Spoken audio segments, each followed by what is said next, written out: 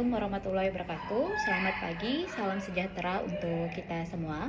Perkenalkan, nama saya Suci Pramadita STMT. Saya merupakan dosen tetap di jurusan Teknik Lingkungan, Fakultas Teknik Universitas Tanjung Pura dengan NIDN 00080492. Adapun mata kuliah yang saya ampu adalah ekotoksikologi dengan bobot 2 SKS yang akan dipelajari di semester genap. Dalam proses pembelajaran, saya menggunakan metode DIA, yaitu Delivery, Interaction, dan Assessment. Adapun capaian pembelajaran mata kuliah ekotoksikologi, yaitu menunjukkan sikap bertanggung jawab atas pekerjaan di bidang keahliannya secara mandiri, mampu menunjukkan kinerja mandiri, bermutu, dan juga terukur. Yang ketiga, mampu berkomunikasi secara efektif, menggunakan verbal maupun menggunakan teknologi, dan yang keempat adalah mampu berpikir kreatif dan juga inovatif.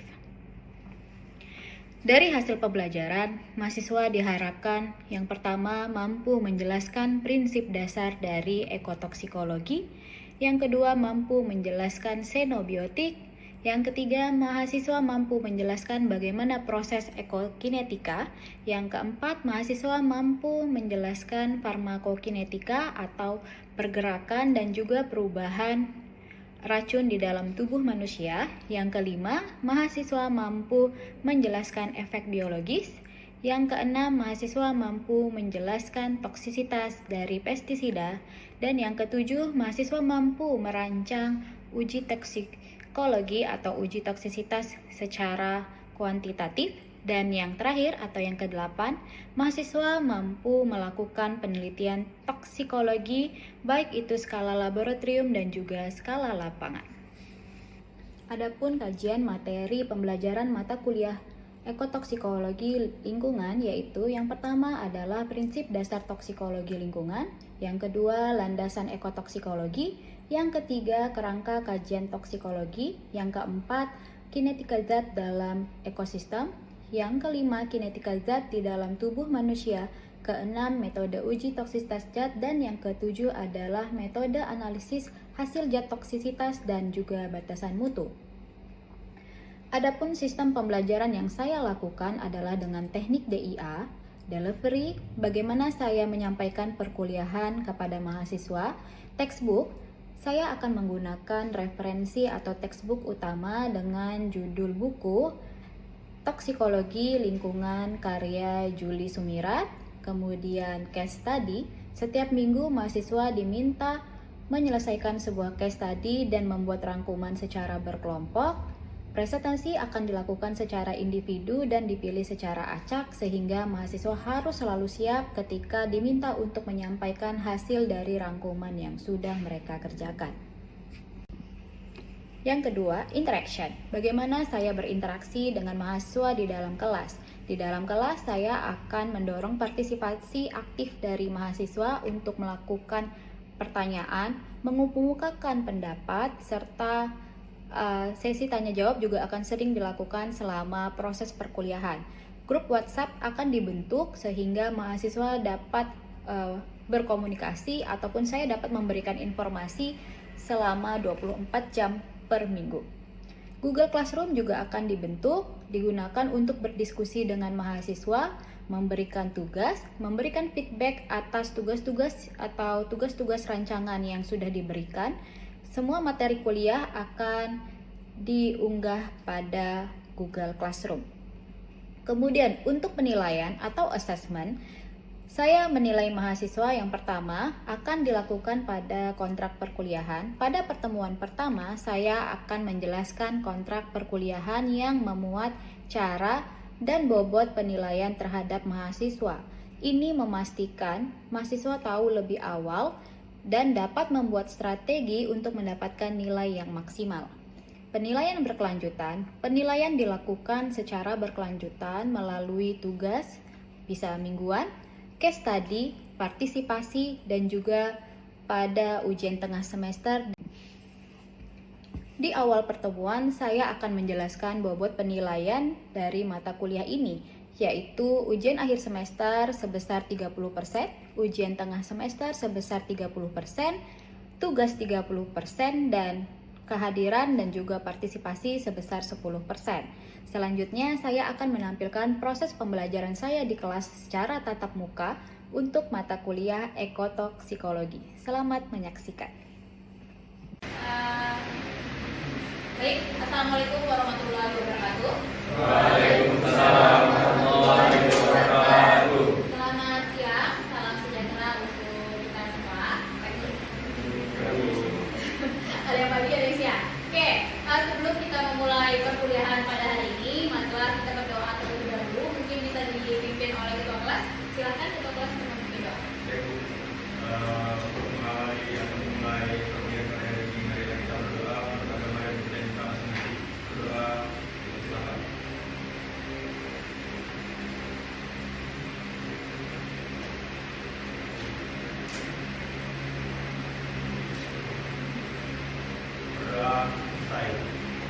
Oke, terima kasih Bu Caksono. Jadi hari ini merupakan pertemuan untuk mata kuliah ekotoksikologi, pertemuan yang ke-13. Jadi materi hari ini judulnya adalah uji toksisitas kuantitatif. Sebelum kita masuk ke materi hari ini, kita akan review sedikit untuk materi sebelumnya. Ya. Jadi pada pertemuan minggu lalu, pertemuan 12, kita sudah membahas mengenai sumber dari pencemar, sumber racun, kemudian bagaimana polutan. Jadi di teknik lingkungan, racun ini kita sebut biasanya sebagai polutan. Jadi polutan itu kita anggap sebagai racun karena memang mempunyai efek ataupun dampak yang berbahaya, baik itu untuk lingkungan juga bagi organisme. Organisme ada binatang, tumbuhan, dan juga manusia. Ya.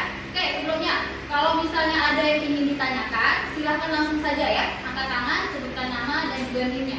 Jadi tidak perlu saya selesai berbicara di akhir penyampaian materi baru kalian mau bertanya, baru ada kesempatan yang tidak. Jadi silahkan saja di sepanjang penyampaian saya, kalau ada yang kurang jelas, silahkan kita berdiskusi saja secara langsung.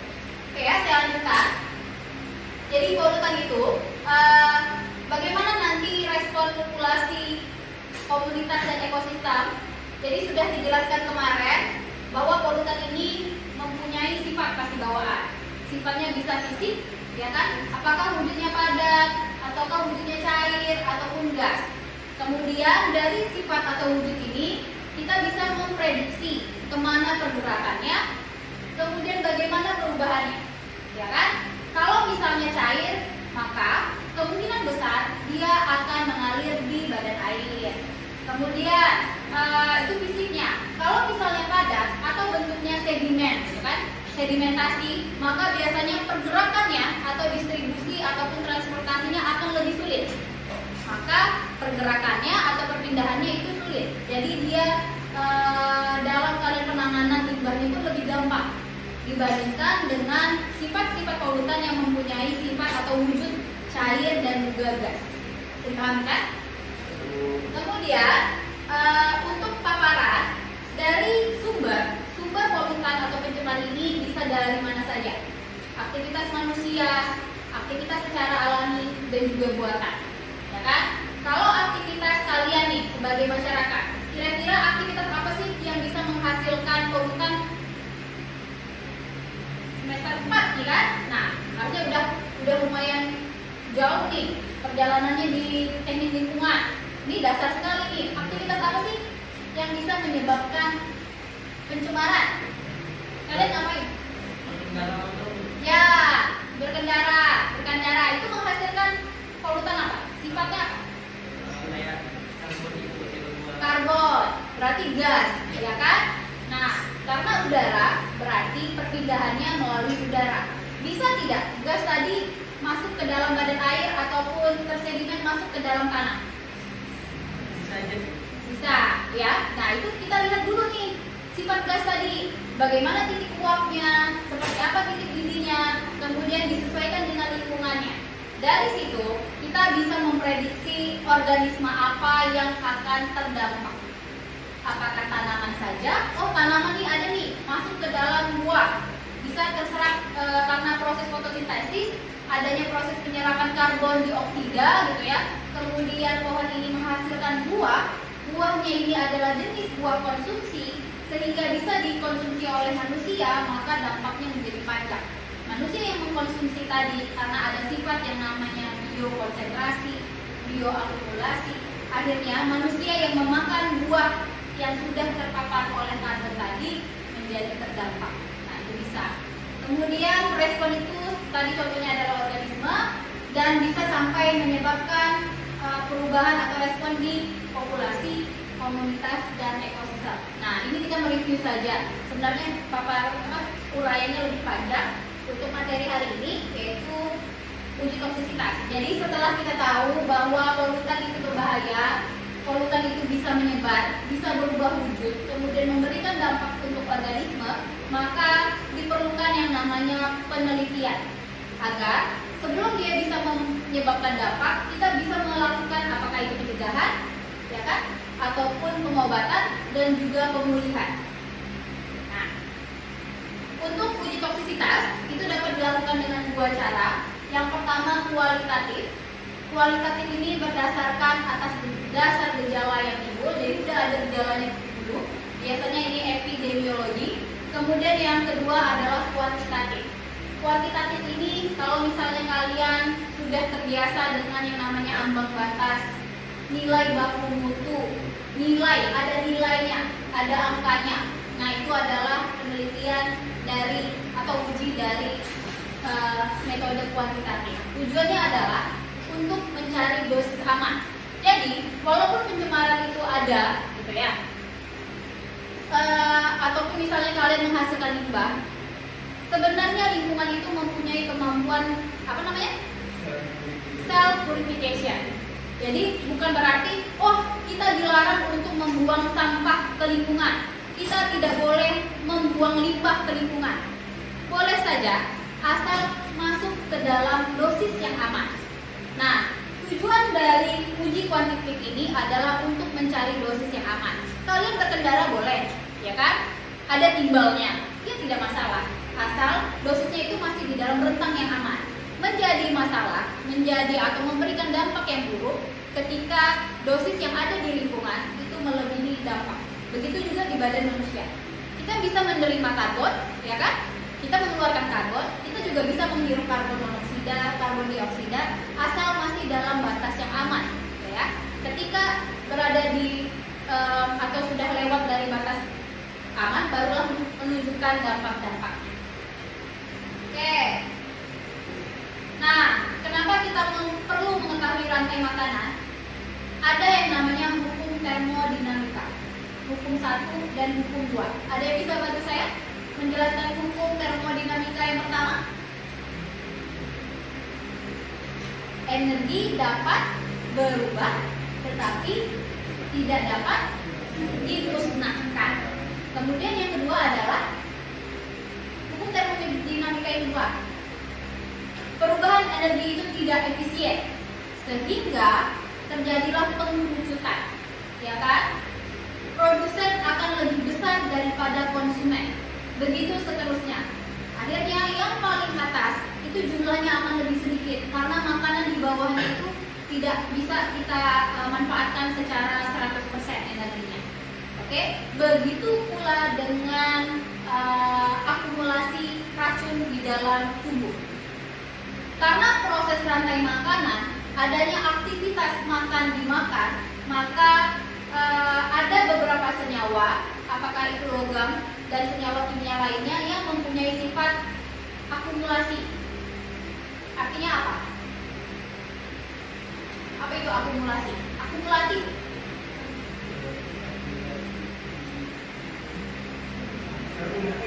Ya, betul. Jadi bisa terkumpul di dalam tubuh, bertambah banyak, sukar untuk diuraikan, sehingga menjadi permasalahan atau bisa menyebabkan penyakit. Begitu pula faktor atau pengaruhnya dari rantai makanan ini. Ketika produsen ini yang bentar ya.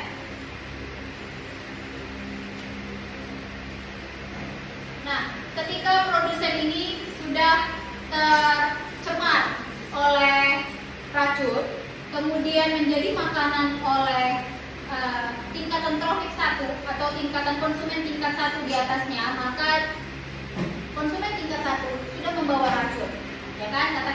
nilainya 0,23 ppm.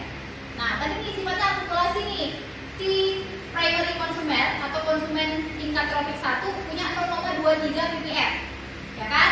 Kemudian dimakan oleh secondary consumer atau organisme tropik tingkat 2. Nah, 0,23 tadi akan bertambah karena hari ini dia makan ikan, besok makan lagi. Nah, mungkin nilainya tidak terkonsentrasi 0,23 ditambah 0,23 tidak, karena tubuh kita juga punya kemampuan yang namanya metabolisme. Ada penguraian, ada ekspresinya, sehingga ya tidak seutuhnya racun itu akan menjadi racun di dalam tubuh kita. Nah, tapi ya seperti itulah prinsipnya.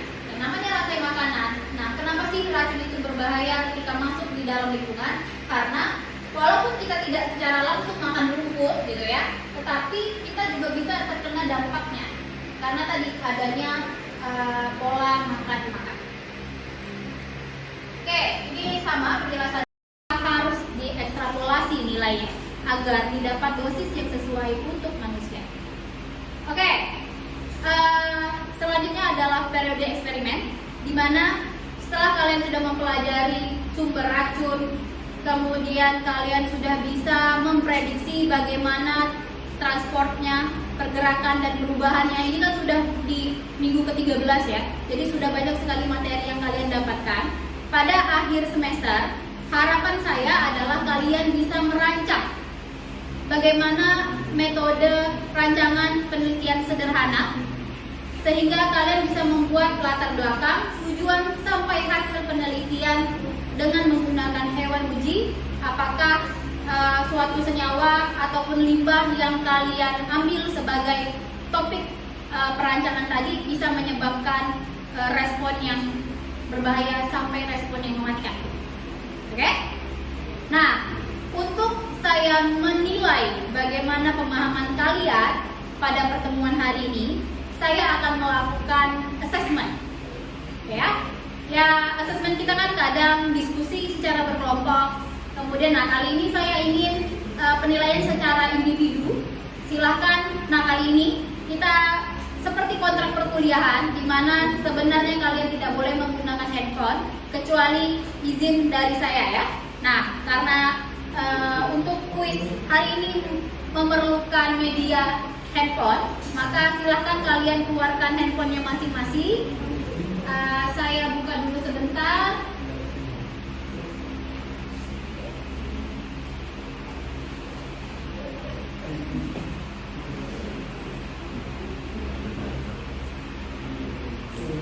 Oke, bentar. Sudah siap? Handphonenya? Nanti tinggal scan barcode.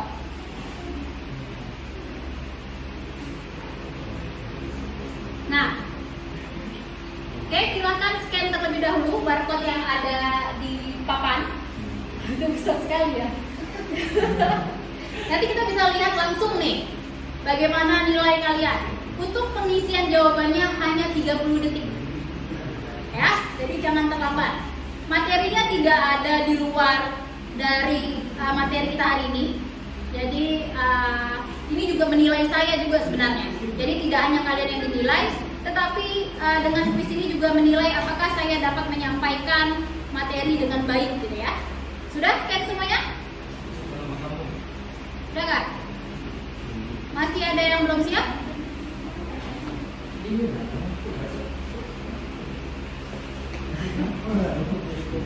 Oke?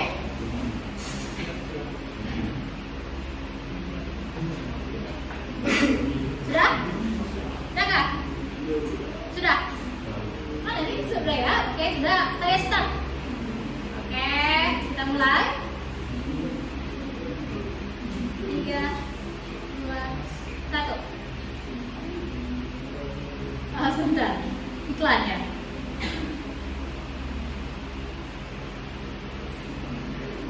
Apa nih? Bentar ya.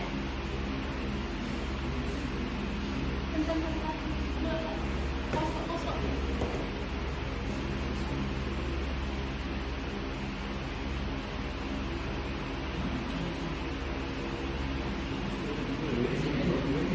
Oke, sudah selesai? Belum.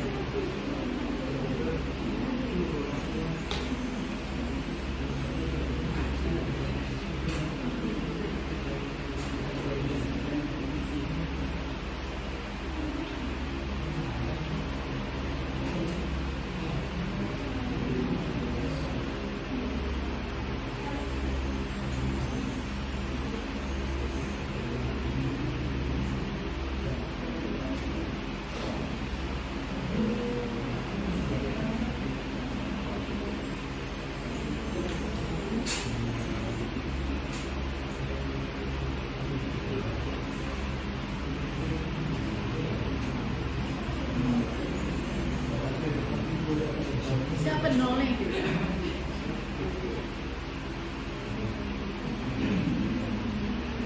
Oke, sudah selesai semua? Oke, ini kita lihat bagaimana hasilnya. 69% kelas akurasi, berarti untuk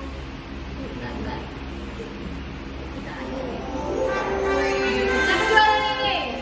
Juara 1, Azari.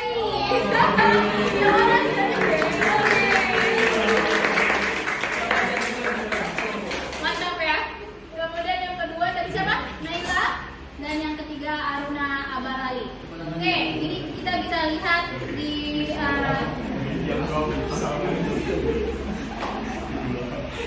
apa yang dimaksud. Nah, ini kita bisa review sedikit kali ya. Karena dari total dari jumlah pertanyaan masih banyak juga kalian yang menjawab salah dari pertanyaan pertama sampai ke 15. Yang pertama, apa yang dimaksud dengan uji toksisitas kuantitatif? 11 orang menjawab benar, tapi masih ada 4 orang yang menjawab salah, ya. Kemudian untuk pertanyaan yang lain, tapi ya sebagian besar dari kalian sudah bisa menjawab dengan benar, berarti hanya, nah ini nih, apa yang harus ditentukan sebelum melakukan percobaan uji toksisitas? Hanya 5 jawaban yang benar. Nah, mungkin memang karena kalian belum melakukan praktek, nanti karena tugas akhir semester adalah praktek atau uji penelitian sederhana, seharusnya pemahaman kalian akan semakin mantap untuk akhirnya kalian bisa mencapai tujuan dari pembelajaran mata kuliah ekotoksikologi ini ya. Nah, untuk hari ini sekian yang dapat saya sampaikan. Apakah ada yang ingin ditanyakan? Mungkin karena tadi yang masih belum paham dari kuis tadi, kok jawaban saya salah, ini karena apa gitu ya. Nah, silakan kalau ada yang ingin dipertanyakan.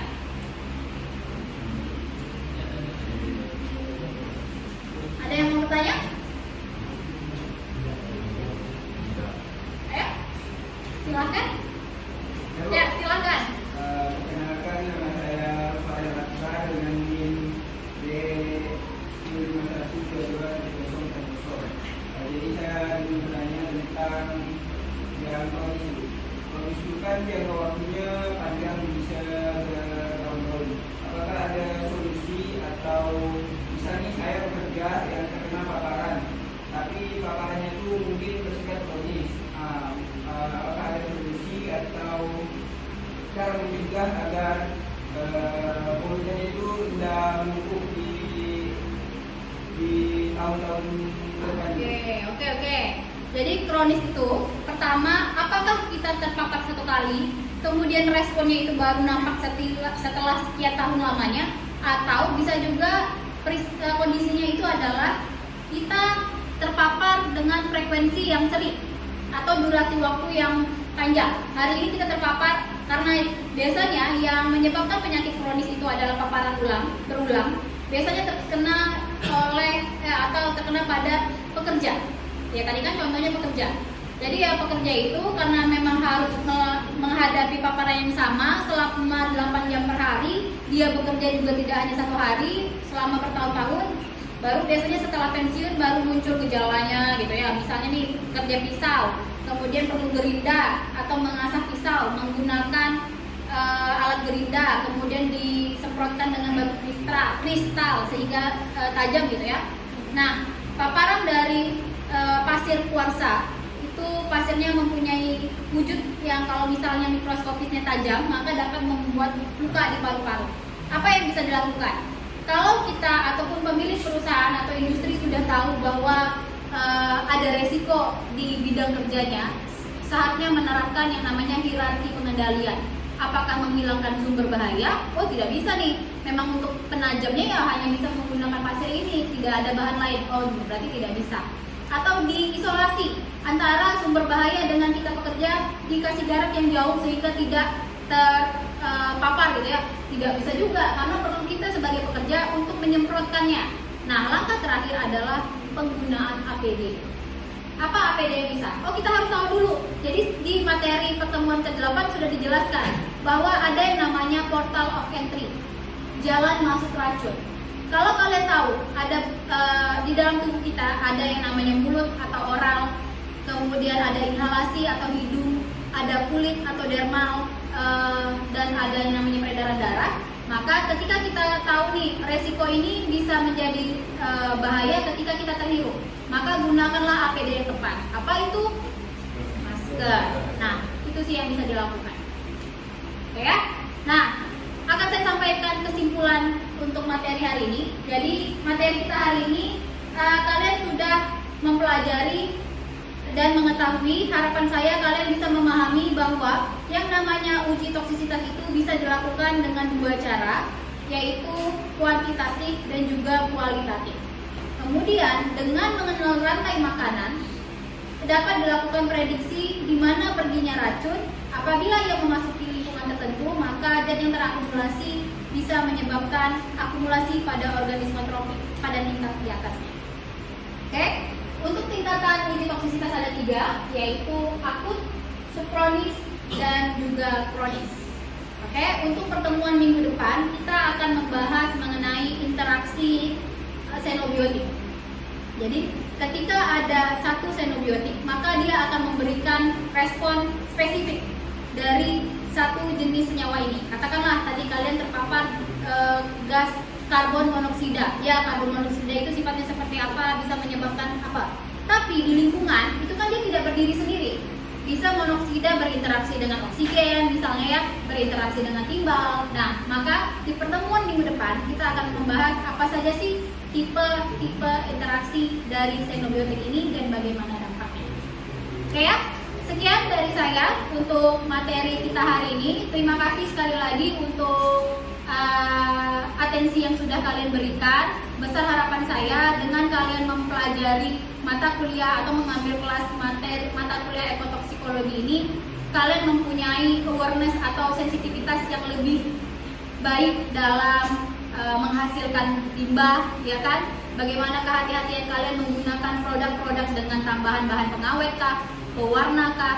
Kemudian kalian lebih memahami bagaimana diperlukannya pengujian untuk menghasilkan nilai atau dosis yang aman bagi lingkungan dan juga bagi organismenya.